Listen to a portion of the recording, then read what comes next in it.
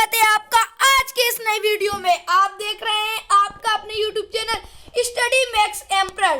तो friends, finally हम आपके लिए अर्धवार्षिक परीक्षा 2021-22 कक्षा 10वीं विषय गणित का एक बड़ा ही महत्वपूर्ण और इम्पोर्टेंट पेपर लेकर आ चुके हैं, जो आपके मैथ के एग्जाम के लिए बड़ा ही हेल्पफुल साबित होने वाला है। जैसा कि फ्रेंड्स, हमने आपको क्लास 10 सोशल साइंस का एक बड़ा ही महत्वपूर्ण मॉडल पेपर प्रोवाइड करवाया था, जिसमें से आपके एग्जाम में ज्यादातर क्वेश्चन आए थे। तो फ्रेंड्स, जिस प्रकार आपने उस मॉडल पेपर को अच्छी तरह से तैयार किया था, उसी प्रकार आप इसे भी अच्छी तरह से तैयार कीजिएगा, क्योंकि फ्रेंड्स आपके इसमें से भी ज्यादातर क्वेश्चन आने वाले हैं। तो फ्रेंड्स, चलिए हम इस पेपर को आपको दिखाई देते हैं। तो आपको पहले ये पेपर अच्छी तरह से पढ़ना रहेगा। तो फ्रेंड्स, चलिए हम इसे अच्छी तरह से पढ़ लेते हैं। तो फ्रेंड्स, आपका जो समय है वो 3 घंटा है और आपके पूर्णांक 80 नंबर का। जी हाँ फ्रेंड्स, आपको तो पता ही है कि पूर्णांक 80 नंबर का ही होता है और समय आपका 3 घंटा ही होता है। तो आपको इसमें कुछ निर्देश दिए जाते हैं जो कि आपके सामने है। तो आप इसे एक बार अच्छी तरह से पढ़ लीजिएगा। तो फ्रेंड्स, फाइनली हम इस निर्देश को पढ़ ही लेते हैं। तो फ्रेंड्स, आपका निर्देश दिया रहेगा सभी प्रश्न हल करना अनिवार्य है। तो कंपलसरी है फ्रेंड्स, ये आपको हरी में दिया रहेगा कि सभी प्रश्न हल करना अनिवार्य है। आपका नेक्स्ट रहेगा प्रश्न क्रमांक 1 से 5 तक वस्तुनिष्ठ प्रकार के प्रश्न निर्देशानुसार हल कीजिए। तो फ्रेंड्स, ये भी आपका कंपलसरी निर्देश है। आपका नेक्स्ट रहेगा प्रश्न क्रमांक 6 से 23 तक में आंतरिक विकल्प दिए गए हैं। तो फ्रेंड्स, ये आपका कंपलसरी नहीं है, ये निर्देश आपको कई परीक्षाओं में नहीं दिया गया था। अब आपका नेक्स्ट रहेगा प्रत्येक प्रश्न के लिए आवंटित अंक उनके सम्मुख अंकित हैं। तो फ्रेंड्स, ये निर्देश आपका कंपलसरी है। आपका नेक्स्ट रहेगा जहां आवश्यक हो स्वच्छ एवं नामांकित चित्र बनाइए। तो ये आपका ज्यादातर कंपलसरी ही माना जाएगा। फ्रेंड्स, ये कंपलसरी है, ये भी कंपलसरी है, ये भी कंपलसरी है। तो फ्रेंड्स, ये भी कंपलसरी है। इस प्रकार आपका निर्देश खत्म होता है। इसके बाद हम चलते हैं प्रश्न क्रमांक 1 की ओर। तो आपका प्रश्न क्रमांक 1 है, सही विकल्प चुनकर लिखिए। जी हाँ फ्रेंड्स, आपको प्रश्न क्रमांक 1 में सही विकल्प चुनकर अपनी उत्तर पुस्तिका में लिखना रहेगा। तो फ्रेंड्स, आपका चलिए हम सही विकल्प देख ही लेते हैं। तो आपका पहला रहेगा, जी हाँ फ्रेंड्स, आपका पहला रहेगा किसी पूर्णांक Q के लिए प्रत्येक विषम पूर्णांक का रूप होगा। जी हाँ फ्रेंड्स, आपको इसका बताना है। इसका नेक्स्ट रहेगा बहुपद x² - 3 के शून्यांक होंगे। तो आपको इसको फ्रेंड्स आपको हल कर बताना पड़ेगा। जी हाँ फ्रेंड्स, आपको पहले अपने रफ कार्य में इन क्वेश्चन को हल करने पड़ेंगे, फिर आपको टिक मार्क करना पड़ेगा। तो आपका नेक्स्ट रहेगा जब A1/A2 = B1/B2 = C1/C2 हो तो समीकरण का निकाय A1x + B1y + C1 = 0 तथा A2x + B2y + C2 = 0 का आपको बताना है। तो इसमें से क्या होगा? तो फ्रेंड्स, आप इसे भी सोचिएगा।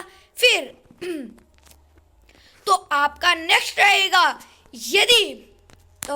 आपका नेक्स्ट है यदि 1/2 वर्ग समीकरण x² + kx + -5/4 = 0 का एक मूल है तो k का मान है। जी हाँ फ्रेंड्स, ये क्वेश्चन आपके अध्याय 4 से पूछा गया है। तो आप इसका सॉल्यूशन भी अध्याय 4 में देख सकते हैं फ्रेंड्स। तो आपका नेक्स्ट है AP -3 - 1/2 और 2 का 11वां पद है। जी हाँ फ्रेंड्स, आपको -3 - 1/2 और 2 डैश का 11वां पद याद करना है। तो फ्रेंड्स, ये आपका चैप्टर 5 से पूछा गया है।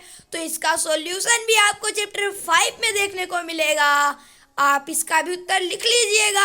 आपका नेक्स्ट क्वेश्चन है दो गोलों के आयतनों का अनुपात 64/27 है, उनके पृष्ठीय क्षेत्रफलों का अनुपात होगा। जी हाँ फ्रेंड्स, यदि दो गोलों के आयतनों का अनुपात आपको 64/27 है तो उनके पृष्ठीय क्षेत्रफल का अनुपात आपको बताना है। तो फ्रेंड्स, इस प्रकार आपका प्रश्न क्रमांक 1 कंप्लीट होता है। आप चाहें तो इन्हें अपनी कॉपी में लिख सकते हैं या फिर आप इनके स्क्रीनशॉट ले लीजिए। तो अब आपका प्रश्न क्रमांक 1 कंप्लीट होता है, इसीलिए हम आपको अब दिखाएंगे प्रश्न क्रमांक 2। जी हाँ फ्रेंड्स, अब आप देखने वाले हैं प्रश्न क्रमांक 2। तो आपका प्रश्न क्रमांक 2 आपको अपनी स्क्रीन पर देखने को मिल रहा होगा। तो फ्रेंड्स, चलिए हम एक बार इसे अच्छी तरह से पढ़ लेते हैं। तो आपका सर्वप्रथम है, कोई संख्या पी क्यू जहाँ पी एवं क्यू परस्पर अभाज्य पूर्णांक है तथा क्यू इक्वल नॉट जीरो रिक्त स्थान कहलाता है। तो फ्रेंड्स, ये आपका बड़ा इजीली है, तो आप इसे भी कर लीजिएगा। तो आपका नेक्स्ट है, दो बहुपद का योग रिक्त स्थान होता है। जी हाँ फ्रेंड, दो बहुपद का जोड़ योग एक रिक्त स्थान होता है।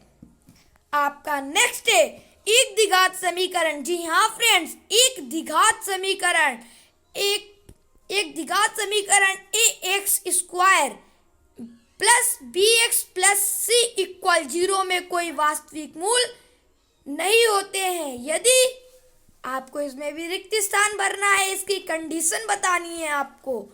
तो आपका नेक्स्ट है, सभी खाली स्थान त्रिभुज समरूप होते हैं। जी हाँ फ्रेंड्स, इसकी भी रिक्त स्थान आपको भरना है, तो आप भर लीजिएगा।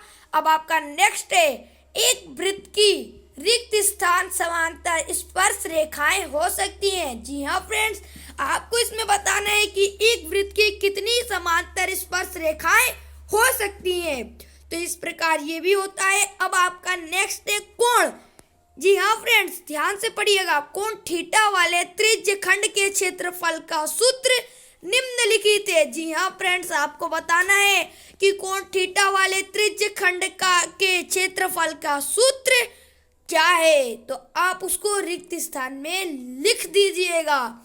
आपका नेक्स्ट है, किसी असंभव घटना की प्रायिकता किसी असंभव। जी हाँ फ्रेंड्स, इस क्वेश्चन को आप ध्यान से पढ़िएगा। किसी असंभव घटना की प्रायिकता रिक्त स्थान होती है। रिक्त स्थान यानी कि क्या होती है, आपको उस रिक्त स्थान में भरना है, तो आप भर लीजिएगा। अब आपका इस प्रकार प्रश्न क्रमांक 2 भी कंप्लीट होता है। अब आप चाहेंगे, अब आपको देखने को मिलने वाला है प्रश्न क्रमांक 3। उससे पहले आप प्रश्न क्रमांक 2 की स्क्रीनशॉट ले लीजिए। तो चलिए हम आपको अब दिखाते हैं प्रश्न क्रमांक 3 आपकी स्क्रीन पर। तो फ्रेंड्स, फाइनली आपकी स्क्रीन पर आपको प्रश्न क्रमांक 3 देखने को मिल गया है। तो चलिए आप इसे भी अच्छी तरह से देख ही लीजिए एक बार। तो आपका प्रश्न क्रमांक 3 है, सही जोड़ी बनाइए। जी हाँ फ्रेंड्स, आपको प्रश्न क्रमांक 3 में सही जोड़ियां मिलानी है। तो आपका पहला, दूसरा, तीसरा, चौथा, पांचवा, छठवा, इनमें से कहाँ जाकर मिलेगा, आपको ये मिलाना है। तो इस प्रकार आपका प्रश्न क्रमांक 3 भी कंप्लीट होता है। तो आप इसकी भी स्क्रीनशॉट ले सकते हैं या फिर अपनी कॉपी पर लिख सकते हैं। तो अब हम चलते हैं प्रश्न क्रमांक 4 की ओर। तो फाइनली आपकी स्क्रीन पर आपको प्रश्न क्रमांक 4 देखने को मिल रहा होगा। तो फ्रेंड्स, तो फाइनली आपको अपनी स्क्रीन पर प्रश्न क्रमांक 4 देखने को मिल रहा होगा। तो आप इसे भी एक बार अच्छी तरह से पढ़ लीजिए। तो आपका प्रश्न क्रमांक 4 है, एक शब्द वाक्य में उत्तर लिखिए। जी हाँ फ्रेंड्स, आपको प्रश्न क्रमांक 4 में एक शब्द वाक्य में उत्तर लिखना है। तो आप इसे भी लिख लीजिएगा, जिसका आपका फर्स्ट है, 4 एवं 5 का महत्तम समापवर्तक क्या होगा। जी हाँ फ्रेंड्स, महत्तम समापवर्तक यानी HCF। आपको इसका HCF बताना है, ना कि LCM। तो आप इसे भी सोल्व करके बता दीजिएगा। अब आपका नेक्स्ट है त्रिघात बहुपद। जी हाँ फ्रेंड्स, अब यहाँ पर कह दिया गया है त्रिघात बहुपद के अधिकतम कितने शून्यांक हो सकते हैं। त्रिघात बहुपद के अधिकतम कितने शून्यांक हो सकते हैं। तो फ्रेंड्स, इस प्रकार आपका प्रश्न तीसरा है, वह समीकरण निकाय क्या कहलाता है जिसका कोई हल नहीं होता। जी हाँ फ्रेंड्स, आपको बताना है वह समीकरण निकाय क्या कहलाता है जिसका कोई हल नहीं होता। आपका नेक्स्ट है, x1 और y1 एवं x2 और y2 के मध्य की दूरी क्या है। जी हाँ फ्रेंड्स, आपको इनके बीच की दूरियां बतानी है तो आप इनको दूरी सूत्र के माध्यम से बड़ी ही सरलता से बता सकते हैं। तो आपका नेक्स्ट है, किसी अर्धवृत्त को उसके व्यास के परिध घुमाने पर बने ठोस को, जी हाँ फ्रेंड्स, बने ठोस को क्या कहते हैं, बने ठोस को क्या कहते हैं। तो फ्रेंड्स, आपका नेक्स्ट है, 1 2 3 4 5 का समांतर माध्य क्या होगा। जी हाँ फ्रेंड्स, आपको इसका माध्य ज्ञात करना है जो कि आपकी समांतर श्रेणियों के द्वारा आप ज्ञात कर सकते हैं। तो आपका नेक्स्ट है, निश्चित घटना की प्रायिकता लिखिए। जी हाँ फ्रेंड्स, एक अनिश्चित घटना होती है और एक निश्चित घटना होती है। तो आपको एक निश्चित घटना की प्रायिकता बतानी है। तो फ्रेंड्स, इस प्रकार आपका प्रश्न क्रमांक 4 भी कंप्लीट होता है। आप इसकी भी स्क्रीनशॉट ले लीजिए क्योंकि अब हम चलने वाले हैं प्रश्न क्रमांक 5 की ओर। तो चलिए, प्रश्न क्रमांक 5 है आपकी स्क्रीन पर। तो फ्रेंड्स, आपका प्रश्न क्रमांक 5 है, सत्य असत्य बताइए। जी हाँ फ्रेंड्स, आपको प्रश्न क्रमांक 5 में सत्य असत्य बताना है, जिसका पहला है 5 और 7 का समांतर माध्य 6 होता है। जी हाँ फ्रेंड्स, आपको इसको बताना है यह कथन सत्य है या असत्य है। दूसरा है, समकोण त्रिभुज में कर्ण सबसे बड़ी भुजा होती है। आपको बताना है क्या समकोण त्रिभुज में सही में कर्ण सबसे बड़ी भुजा होती है। तो आप इसका भी सत्य असत्य बता दीजिएगा। आपका नेक्स्ट है, किसी बिंदु की y अक्ष से दूरी उस बिंदु के का y निर्देशांक कहलाती है।